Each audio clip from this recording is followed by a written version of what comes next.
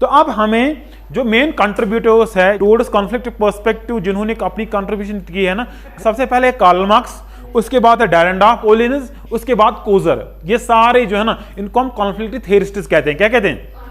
क्योंकि ये कॉन्फ्लिक्ट के ऊपर बात कर रहे थे तो इसीलिए हम उनको कॉन्फ्लिक्ट थियरिस्ट्स कहते हैं। ठीक है, ये समाज में कैसे कॉन्फ्लिक्ट अराइज हो रहा है और कॉन्फ्लिक्ट की वजह से क्या हो रहा है, पॉजिटिव नेगेटिव क्या चीज है, क्या कॉन्सिक्वेंसेस हमारे समाज पे उसके है एक कॉन्फ्लिक्ट के। ठीक है, तो ये उन्होंने इस चीज से डील किया, अपनी कंट्रीब्यूशन में उन्होंने जिक्र किया है, इसीलिए हम उनको कॉन्फ्लिक्ट थियरिस्ट्स कहते हैं, क्योंकि उन्होंने कॉन्फ्लिक्ट के ऊपर बात की है। ठीक है, या कॉन्फ्लिक्ट पर्सपेक्टिव को सपोर्ट किया है। जो कॉन्फ्लिक्ट पर्सपेक्टिव की जो एजम्पशंस थे, जो प्रिंसिपल्स थे ना, उस चीज को मान लिया, हाँ सोसाइटी में कॉन्फ्लिक्ट एग्जिस्ट हो रहा है, या सोसाइटी जितना सोशल ऑर्डर स्टडी करना इंपॉर्टेंट है, सोशल स्टेबिलिटी स्टडी करना जरूरी है, इतना ही समाज में हमें क्या स्टडी करना है, कॉन्फ्लिक्ट एंड चेंज। इस चीज को उन्होंने माना है, that is why we call them conflict theorists. होता है क्लियर? जो हम आज पढ़ने जा रहे हैं that is Dahrendorf and conflict theory. देखिए, मैं चीजों को इसलिए रिलेट कर रहा हूं ताकि तो लाइक पता कि कुछ किंपत आओ, या जो कार्ल मार्क्स है ना, वहां वो हमने पढ़ा, कार्ल मार्क्स इकोनॉमी पे फोकस कर रहा था।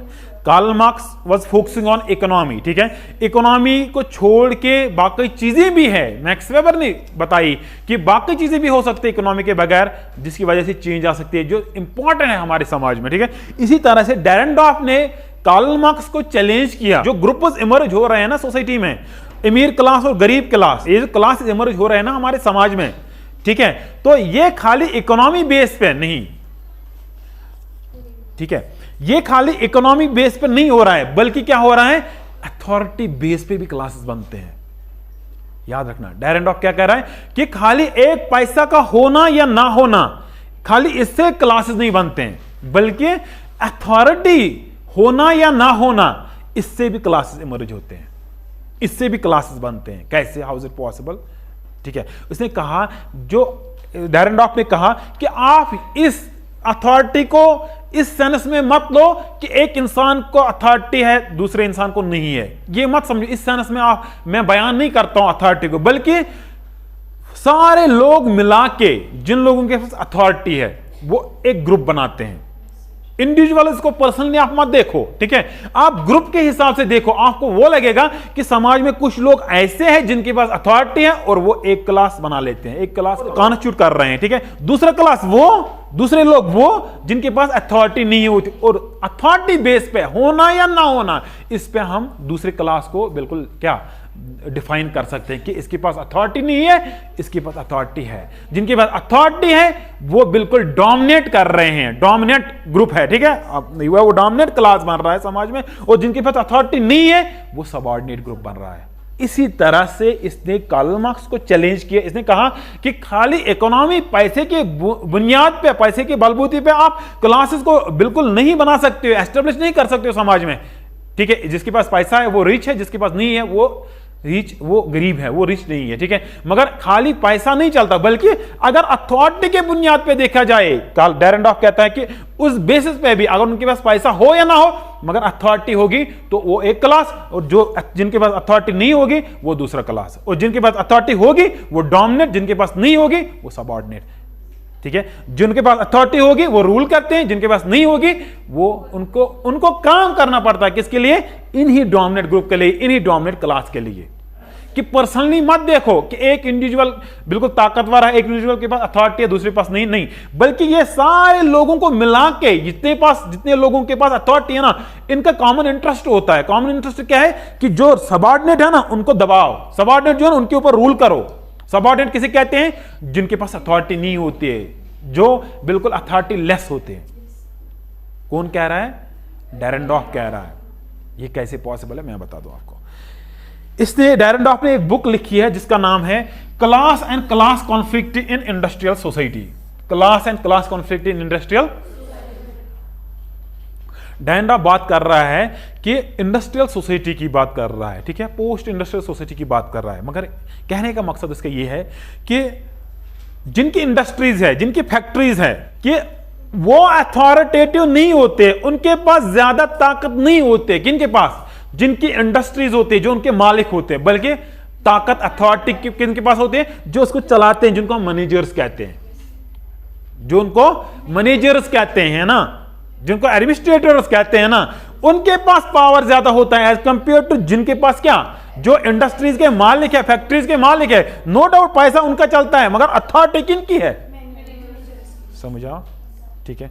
किसमें कि इसने कार्ल मार्क्स से थोड़ा हट के बयान किया कि कैसे हम डिफाइन कर सकते हैं, खाली इकोनॉमी बेस पे हम क्लासेस नहीं जस्टिफाई कर सकते, क्लासेस नहीं बना सकते हैं, बल्कि authority is also another factor. अगर आपके पास अथॉरिटी है तो सारे जिन लोगों के पास अथॉरिटी है उन लोगों को मिला के एट अ टाइम एक क्लास बन जाता है, और दूसरा वो क्लास जिनके पास अथॉरिटी नहीं होती है। समझा? ये इसने class and class conflict in industrial society book में लिखा है कि कैसे पैसा नहीं काम करता बल्कि क्या, अथॉरिटी काम करता है। जिनके पास अथॉरिटी होती है वो डोमिनेंट होते हैं किनके ऊपर? जिनके पास पैसा होता है।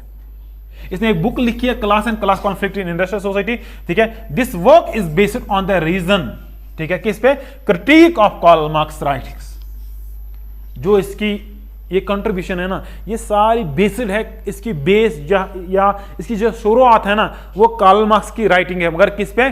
जो उसने कॉन्फ्लिक्ट पे लिखा है, जो उसने चेंज पे लिखा है। क्योंकि शुरुआत कहां से होती है? इसने क्रिटिक किया। जो in other words we can say that जो डेरेंडॉर्फ की जो कॉन्फ्लिक्ट थ्योरी है ना, वो कहां से स्टार्ट हो रही है?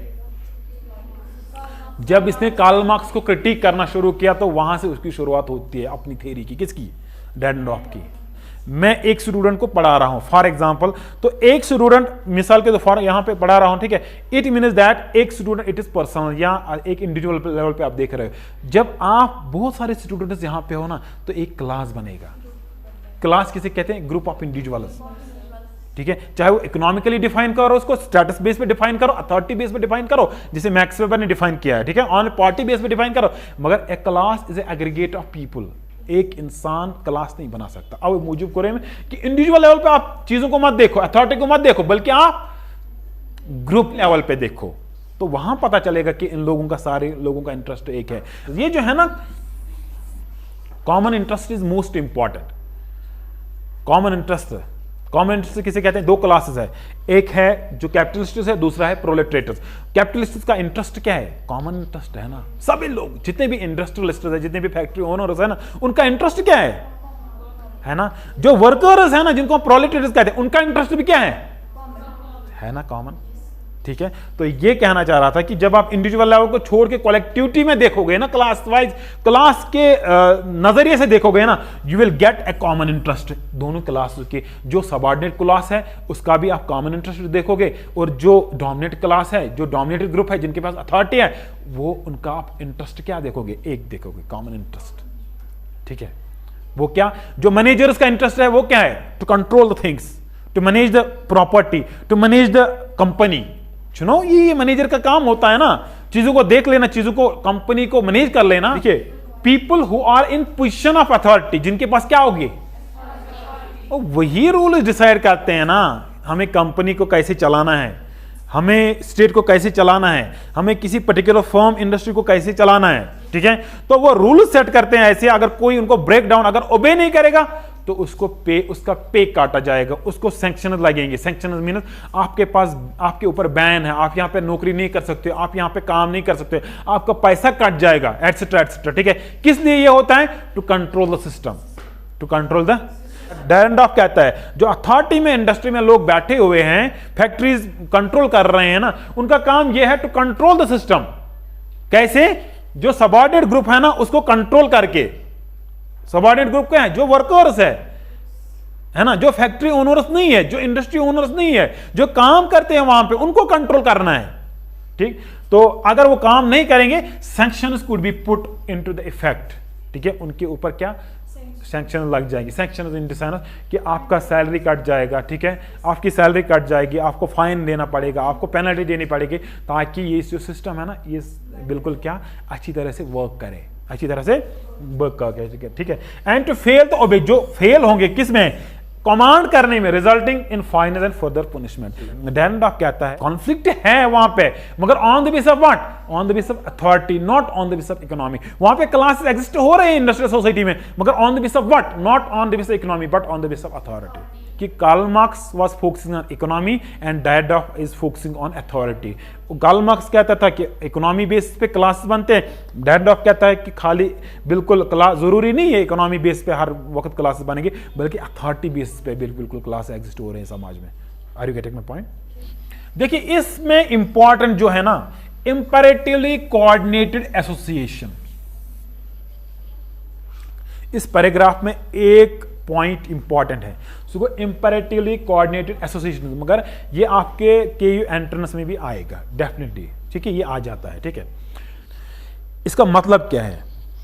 डैरेंडॉर्फ कहता है ये जो अथॉरिटी वाले लोग हैं ना, इनका आपस में एक एसोसिएशन होता है, राबिता होता है, मगर किसके साथ?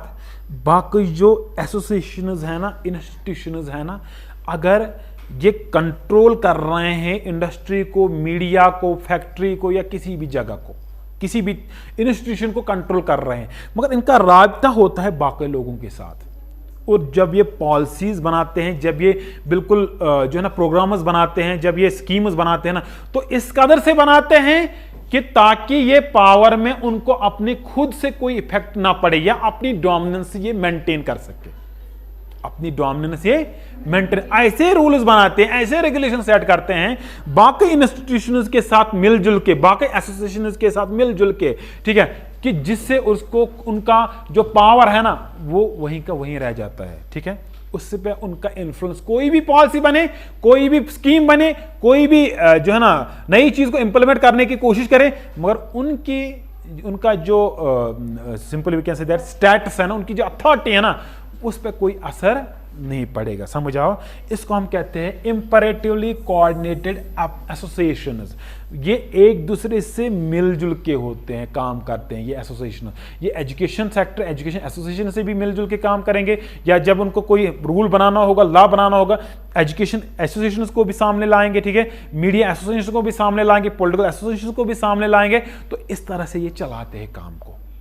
ये लोग वो होते हैं जिनके पास कंट्रोल होता है चीजों को, जिनके पास कंट्रोल होता है। मीडिया के ऊपर जिसका कंट्रोल होता है ना, वो एक एसोसिएशन। एजुकेशन सेक्टर के ऊपर जिसका कंट्रोल होता है ना, वो एक एसोसिएशन। पॉलिटिकल सेक्टर के ऊपर जिसका कंट्रोल होता है ना, वो एक एसोसिएशन है ना। तो इसीलिए इसी तरीके से ये काम करते हैं। डैरेंडॉर्फ further stated that society is composed of multiple unities. Multiple unities yum chhe na, yum che yumai associations kum che yumai ऐसे लकड़ यूनिट अकॉर्डिंग टू डैरेंडॉर्फ, ठीक है। सोसाइटी इज कंपोज, सोसाइटी बनी हुई है मल्टीपल यूनिट्स के साथ, ठीक है। That are called imperatively coordinated association. उन मल्टीपल यूनिट्स को हम क्या कहते हैं? Imperatively coordinated associations. Last point is that further Dahrendorf argued that class formation was always based on authority rather than ownership of private property as Marcus believed. यही था ना main point, ठीक है। डैरेंडॉर्फ लास्ट कह रहा है कि क्लास फॉर्मेशन जो है ना, इसकी जो बेस है, क्लासेस बनते हैं मगर अथॉरिटी बेस पे, नॉट ऑन द रिसर्च। किस पे? जो कौन कह रहा था? मार्क्स की प्राइवेट प्रॉपर्टी पे खाली क्लासेस नहीं बनते हैं हर हमेशा, बल्कि authority is also one of the factor, one of the reason जिसके ऊपर क्या क्लासेस बनते हैं, क्लास फॉर्मेशन हो जाती है, ठीक है। ये था डैरेंडॉर्फ और कॉन्फ्लिक्ट थ्योरी, ठीक है। Thank you.